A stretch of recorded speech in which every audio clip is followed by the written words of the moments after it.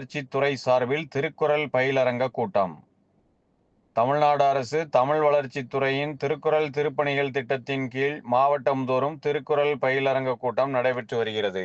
இதனையொட்டி little flower மேல்நிலைப்பள்ளி பாரதியார் உலக பொதுச்சேவை நிதிய கூட்ட அரங்கில் பொதுமக்கள் பிரிவிற்கான பயிலரங்கம் கூட்டம் நடைபெற்றது. கூட்டத்திற்கு பயிலரங்க குழு தலைவரும் பதிப்பாசிரியருமான கவிஞர் பாப்பாக்குடி இரா செல்வமணி தலைமை தாங்கினார்.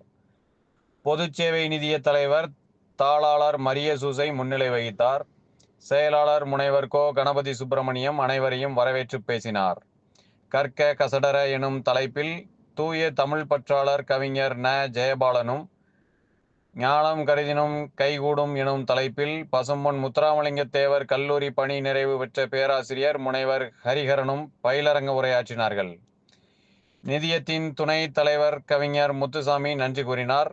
கூட்டத்திற்கு தமிழ் வளர்ச்சித்துறை நெல்லை மண்டல துணை இயக்குனர் சுந்தர் வாழ்த்து செய்தி அனுப்பியிருந்தார்.